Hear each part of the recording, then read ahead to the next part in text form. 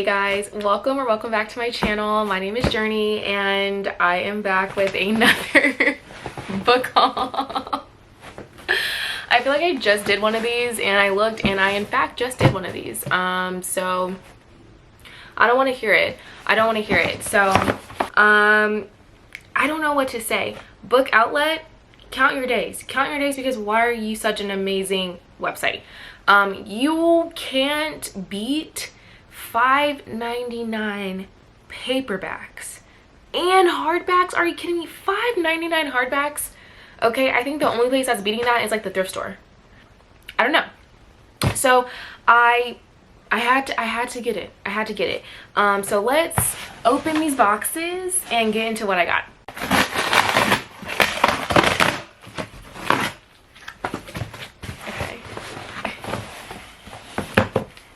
Got 17 books. And so I am just gonna do a rapid fire. All right, so let's get into it. So starting off, we got Opposite of Always by Justin A. Reynolds. All right, when Jack and Kate meet at a party, bonding until sunrise over their mutual love of Fruit Loops and their favorite flicks, Jack knows he's falling hard.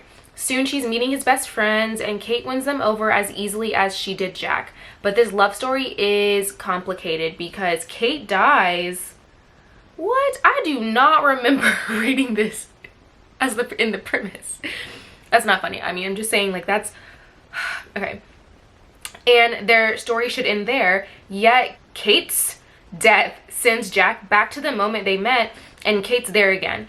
Beautiful, radiant Kate. Happy, healthy, and charming as ever. Jack isn't sure if he's losing his mind. Still, if he has a chance to prevent Kate's death, he'll take it. Even if that means believing in time travel. But when a choice he makes turns deadly for someone else close to him, he has to figure out what he's willing to do and let go to save the people he loves. That sounds good. That's probably why I got it, because it does sound good. Next, we have The Art of Scandal by Regina Black. Oh my gosh, look at that cover. Beautiful. I'm pretty sure I bought this based off the cover, no cap, because I honestly don't really remember what any of these books are about. I got them like 3 weeks ago and I clicked checkout and then I forgot all about them.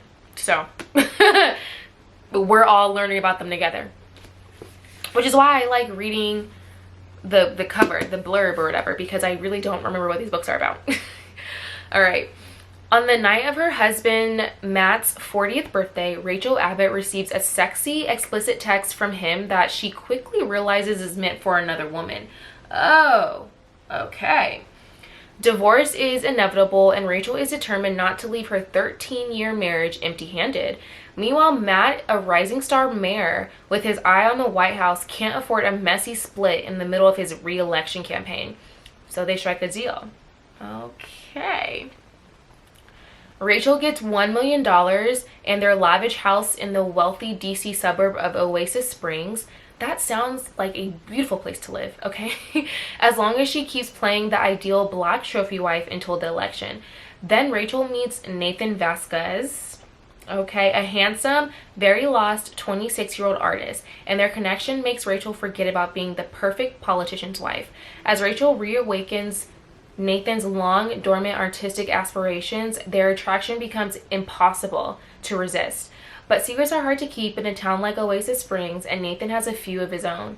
With the risk of scandal blooming and their hearts on the line, they'll have to decide whether the possibility of losing everything is worth taking a chance. Ah! Oh my god. I'm obsessed already. I cannot wait to read that. Oh, that sounds so good. Next, The Reunion by Kit Frick. Yeah. Okay. 11 Mayweathers went on vacation, 10 came home. Okay. A large wealthy family, a luxurious Caribbean resort, a reunion, an engagement, and a murder. Alrighty. It's been years since the Mayweathers were all together in one place, but the engagement of Addison and Mason's mom to the dad of their future stepbrother, Theo, brings the whole family to sunny Cancun, Mexico for winter break. Add cousin Natalia to the mix, and it doesn't take long for old grudges to flare and tensions to rise. A week of forced family fun reveals that everyone has something to hide, and as the secrets bubble to the surface, no one is safe from the fallout. By the end of the week, one member of the reunion party will be dead, and everyone's a suspect.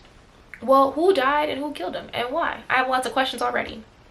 The peacekeeper Addison needs a better hiding place. The outsider Theo just wants to mend fences. The romantic Natalia doesn't want to talk about the past. The hothead Mason needs to keep his temper under control. It started as a week in paradise meant to bring them together, but the Mayweathers are about to learn the hard way that family bonding can be deadly. Ooh. Who died and who killed them and why? Those are my top 3 questions. Okay, next up, Don't Look for Me by Wendy Walker. This looks good. One night, Molly Clark walked away from her life. The car abandoned miles from home. The note found at a nearby hotel. The shattered family that couldn't be put back together. It happens all the time. Women disappear, desperate to leave their lives behind and start over. She doesn't want to be found, or at least that's the story. But what really happened to Molly Clark? The night Molly Clark disappeared began with a storm, running out of gas, and a man with a truck offering her a ride to town. With him is a little girl who reminds her of the daughter she lost years ago. It feels like a sign, and Molly is overcome with the desire to be home with her family, no matter how broken it is. She accepts the ride, but when the doors are locked shut, Molly begins to suspect she's made a terrible mistake. Girl, I suspect you have made a terrible mistake also, okay? When a new lead comes in after the search has ended, Molly's daughter Nicole begins to wonder. Nothing about her mother's disappearance makes sense. Nicole returns to the small, desolate town where her mother was last seen to find the truth. The locals are kind and eager to help, the innkeeper, the bartender, even the police, until secrets begin to reveal themselves and she comes closer to the truth about that night and the danger surrounding her. Ooh, that sounds good. Thank you. Okay, next we have Raiders of the Lost Heart by Joe Segura.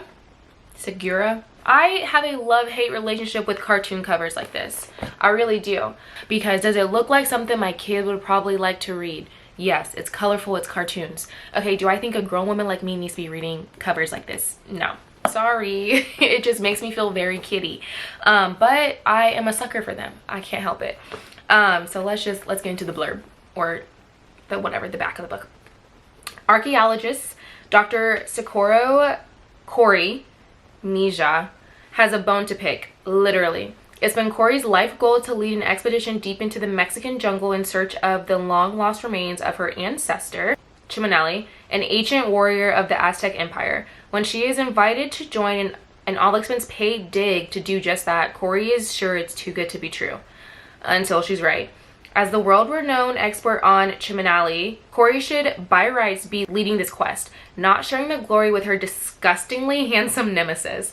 But Dr. Ford Matthews has been finding new ways to best her since they were in grad school. Ford certainly isn't thrilled either when, with his life in shambles, the last thing he needs is a reminder of their rocky past. But as the dig begins, it becomes clear they'll need to work together. A thief is lurking around their campsite, forcing the pair to keep their discoveries and lingering attraction under wraps. Okay. With money-hungry artifact smugglers and the Mexican authorities and the lies between them closing in, there's only one way all of this ends. Explosively. I'm excited for this. That sounds good. Alright, next. Better Than I Know Myself by Virginia DeBerry and Donna Grant. This is a cute cover. You know I love the pink. Okay. Carmen, Jewel, and Regina could not be more different. When they meet as freshmen at Columbia University, they're pretty confident that a friendship among them isn't in the cards. Jewel is Hollywood royalty as the star of the TV show Daddy's Girls. Her face is instantly recognizable all across America. Now, though, she wants two things: to get a serious education and to leave her controlling stage mother behind. Regina is the definitive upper middle class girl. Her picture-perfect parents are what she calls Black Ward and June Cleavers. I don't know who that is. Who is that? Is that from a TV show? And their goals for her are like a strange hold. Carmen is just trying to get by, a child of the projects whose father is dead and whose mother has vanished. Dang. Carmen has been raised by her abusive brother. Dang. Columbia is the only way for her to get a better life. If she can hold down 2 jobs and keep her GPA up. Oh my god, out of 2 jobs as a freshman? Oh my gosh. That just sounds crazy. When the 3 of them meet, their lives are at a crossroads. And as the years progress from the 1980s to the present day, they are challenged by drug addiction, fame, secrets from the past, sickness, and betrayal. One of them won't survive. No. But what will be the lasting legacy of their friendship? Better Than I Know Myself is a novel of heartache, triumph, tears, and the unshakable bonds among women. Okay. I'm very interested in that. Okay. Okay, next we have More Than You'll Ever Know by Katie Gutierrez. It's written in cursive, so I can't really read it. Okay. So let's get into it. The dance becomes an affair, which becomes a marriage, which becomes a murder. All right. In 1985, Laura Riviera marries Andres Russo in Mexico City, even though she is already married to Fabian Riviera in Ladero, Texas, and they share twin sons. Laura, what's going on here, girl? Through her career as an international banker, Laura splits her time between 2 countries and 2 families until the truth is revealed and one husband is arrested for murdering the other. What? In 2017, while trawling the internet for the latest, most sensational news reports, struggling true crime writer Cassie Bowman encounters an article detailing that tragic final act. Cassie is immediately enticed by what is not explored. Why would a woman, a mother, okay, risk everything for a secret double marriage? Cassie sees an opportunity. She'll track Laura down and capture the full picture, the choices, the deceptions that led to disaster. But the more time she spends with Laura, the more Cassie questions the facts surrounding the murder itself. Soon, her determination to uncover the truth could threaten to derail Laura's now quiet life and expose the many secrets both women are hiding. Told through alternating timelines, More Than You'll Ever Know is a gripping mystery and a wrenching family drama, presenting a window into hearts of 2 very different women. It explores the many conflicting demands of marriage and motherhood and the impossibility of ever truly knowing someone, especially those we love. Now that sounds interesting. That sounds really, really interesting. This is an interesting one I do not remember buying.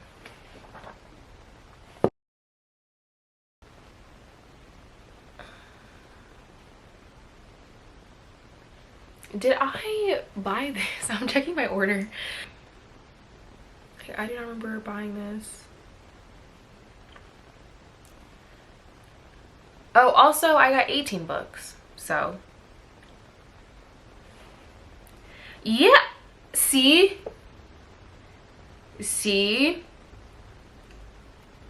I didn't buy this book. I did not buy this book.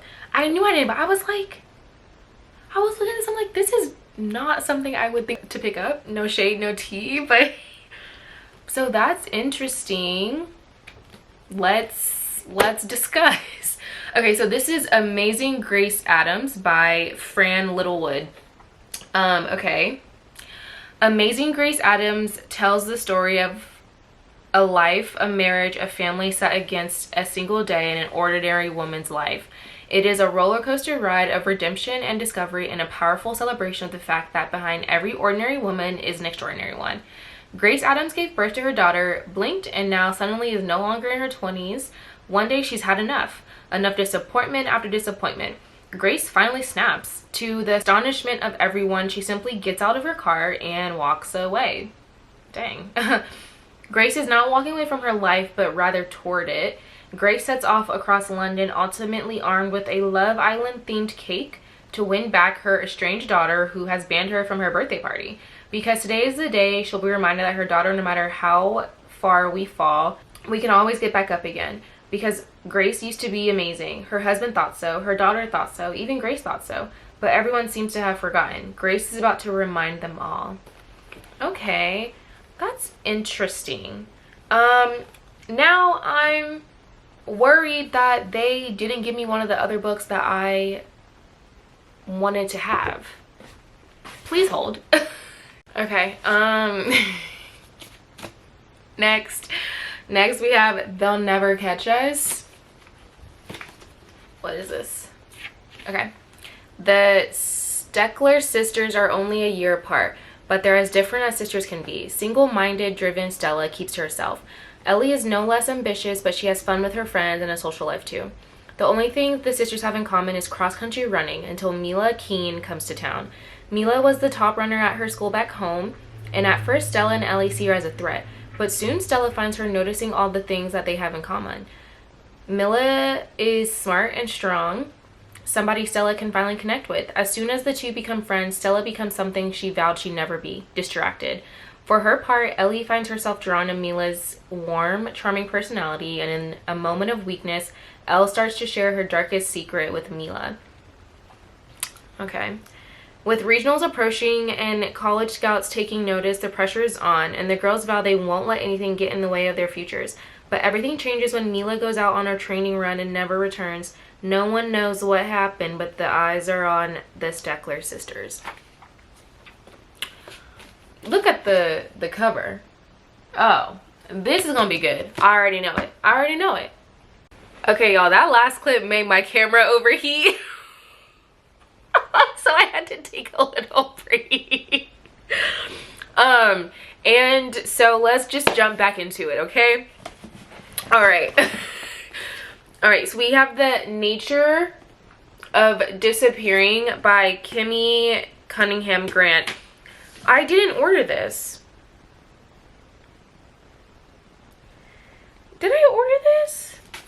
I don't think I ordered this one either, y'all. Wait.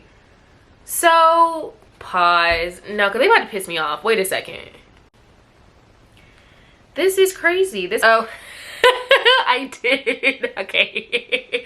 I'm triggered. Because I didn't order that book. So, but anyways. So, I did buy this. The Nature of Disappearing by Kimmy Cunningham Grant. Okay. Emmeline doesn't let herself think about the past. How she and her best friend Janessa barely speak anymore. How Tyler, the love of her life, left her for half dead on the side of the road 3 years ago. Damn. Her new life is simple and safe. She lives alone in her Airstream and works as a fishing and hunting guide in scenic Idaho. Her closest friends are the community's makeshift reverend and a handsome Forest Service ranger who took her in at her lowest. But when Tyler shows up with the news that Janessa is missing, Emmeline is propelled back into the world she worked so hard to forget. Janessa has become a social media star, documenting her #van life adventures with her rugged boyfriend. She hasn't posted lately though, and when Emmeline realizes the most recent photo doesn't match up with its caption, she reluctantly joins Tyler to find her old friend. As the two trace Janessa's past through the miles of wild country, Emmeline can't deny the chemistry still crackling between them. But the deeper they press into the wilderness, the more she begins to suspect there is a darker truth that lies in the woods, and that Janessa isn't the only one in danger. That sounds interesting. Also sounds like Gabby Patillo. I think that's how you pronounce her name. So when did this come out? Did this come out after her? After her murder? It did. It came out last year. So definitely feels like they got some inspiration from that case. Okay, we have Decent People by Deshawn Charles Winslow. This one, I remember this one. This one sounded really good. Okay. In the still segregated town of West Mills, North Carolina in 1976, Marion, Marva, and Lorazis Harmon, 3 enigmatic siblings, are found shot to death in their home. Yeah, I remember this because that's crazy. The people of West Mills on both sides of the canal that serves as the town's color line are in a frenzy of finger-pointing gossip and wonder. The crime itself is the first reported murder in decades, but the white authorities don't seem to have any interest in solving the case. Fortunately, one person is determined to do more than talk. Miss Josephine Wright has just moved back to West Mills from New York City to retire and marry at childhood sweetheart Olympus Limp Seymour. When she discovers that the murder victims are Limp's half-siblings and that Limp is one of West Mills' leading suspects, She sets out to prove his innocence, but as Jo investigates those who might know the most about the Harmons deaths, she discovers more secrets than she'd ever imagined and a host of cover-ups ranging from medical misuse to illicit affairs that could upend the reputations of many. That sounds great. And it's like a little tiny book. I think it's pretty short, honestly. It's like probably 200 pages. Yeah, it's like 250, 248 or something like that. Next, Missing White Woman by Kelly Garrett. I don't know why I couldn't read that. It was supposed to be a romantic getaway weekend in New York City. Brianna's new boyfriend, Ty, took care of everything. The train tickets, the dinner reservations, the rented 4-story luxury row house in Jersey City with a beautiful view of the Manhattan sky. But when Bree comes downstairs on their final morning, she is shocked. There's a stranger lying dead in the foyer, and Ty is nowhere to be found. A black woman alone in a new city, Bree is stranded and out of her depth. Especially when it becomes clear that the dead woman is none other than Janelle Beckett, a missing white woman the entire internet has become obsessed with. The only person Bree can turn to is her ex-best friend, a lawyer whom she shares a very complicated past. As police and a social media mob close in, all looking for hashtag justice for Janelle, Bree realizes the only way she can help Ty and herself is to figure out what really happened that night. But when people can only see what they want to see, can she uncover the truth hidden in plain sight? Ooh. What the hell? How did she get there? I have many questions. many questions. Okay, next I have The Vanishing Hour by Laura Griffin. Corporate lawyer Ava Birch has had enough of the big city and daily grind. She grew up in rural Texas with her father, who raised search and rescue dogs, and has now moved to the small town of Cuvero to spend time in the dry, rugged wilderness near Big Bend National Park. When she and her dog Huck discover an abandoned campsite while on a volunteer search and rescue mission, she's perplexed, but carefully photographs it at the same time. All Grant Wyckoff can see when he looks at Ava is a city slicker with her designer jeans and shiny car, who has no business in a serious team made up of skilled searchers and retired cops. But when she tells him of her findings on the trail, he sees there's more to her than meets the eye. Ava's discovery reminds Grant of the unsolved case of a young woman who went missing 2 years ago. As they look into the campsite further, another woman disappears under odd circumstances. With time running out, Ava and Grant must work against the brutal heat from both the Texas sun and their own electric chemistry to solve the case. Okay, this is so tiny. Yeah, it's only like 200 pages, so that's lit. What else? What else? Oh, I forgot. I have this whole other box I need to open. Let's get this. Hold on. Please hold. Okay. Ooh, okay. So this is, what is happening on this jacket? Okay, whatever. Saint X. It actually has been turned into a Hulu show, which is why I wanted to read this when I saw it on the website. Claire Thomas is only 7 years old when her college-age sister Allison disappears on the last night of their family vacation at a resort on the Caribbean island of Saint X. Several days later, Allison's body is found in a remote spot on a nearby quay, and 2 local men, employees at the resort, are arrested. But the evidence is slim and the timeline against it, and the men are soon released. The story turns into a national tabloid news, a lurid mystery that will go unsolved. For Claire and her parents, there is only the return home to broken lives. Years later, Claire is living and working in New York City when a brief but faithful encounter brings her together with Clive Richardson, one of the men originally suspected of murdering her sister. It is in a moment that sets Claire on an obsessive pursuit of the truth, not only to find out what happened the night of Allison's death, but to also answer the elusive question: who exactly was her sister? At 7, Claire had barely been old enough. So my other light died, so I had to get my other light, and so the lighting might be a little off, so just FYI. Pause, y'all. This is like, okay, that looks a little better. At 7, Claire had barely been old enough to know her, a beautiful, changeable, provocative girl of 18 at a turbulent moment of identity information. As Claire doggedly shadows Clive, hoping to gain his trust, waiting for the slip that will reveal the truth, an unlikely attachment develops between them. Two people whose lives were forever marked by the same tragedy. Okay, well, that's interesting. I hope she does not fall in love with him. I don't want to hear that. Let me fix this lighting. Okay, I'm gonna leave it alone. Next. Do You Take This Man by Denise Williams.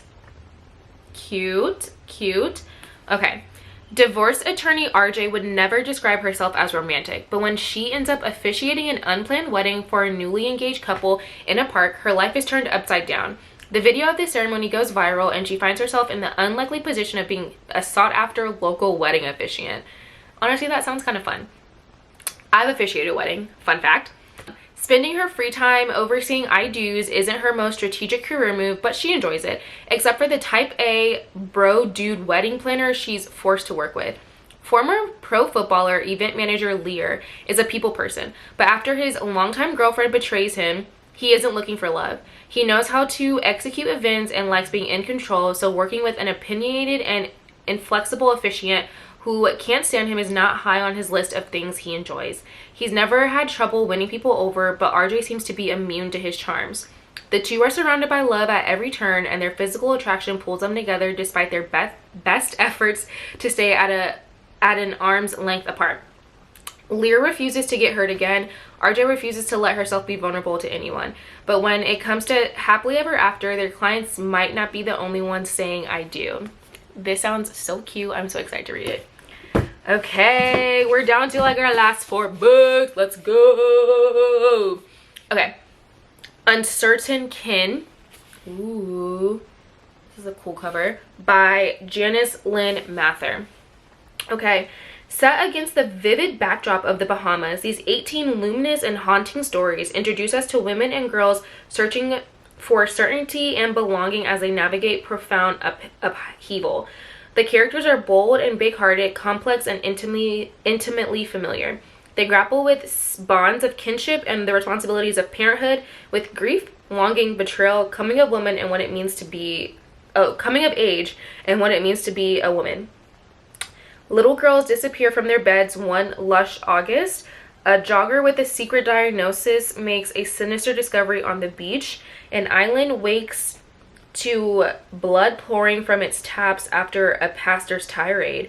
An immigrant mother new to Vancouver struggles to plant roots in a city that doesn't want her or her son. Tinged with folklore and the surreal, Uncertain Kin is grounded by its emotional richness, breathtaking insight to our relationships with others and ourselves. This extraordinary collection signals the debut of an important voice in literature. Ooh, I'm excited about this because I don't think I've ever read like a collection of stories before. So that's cool. That's fun. What do we got? What do we got? Oh, yes! We got Salem Falls by Jodi Picoult. Okay. Before this goes up, my Mad Honey review should be up. Okay. Loved it. So I had to get another Jodi Picoult book. All right. What is this about? When Jack St. Bride comes to Salem Falls, no one knew that the former girls' prep school teacher was destroyed when a student's crush sparked a powder keg of disturbing charges. Oh no. Seeking a fresh start, Jack quietly slips into his new role as a dishwasher at Addie Peabody's Do or Diner, and Addie herself makes a sweet and surprising connection to this unassuming man. But as Addie opens her heart, a quartet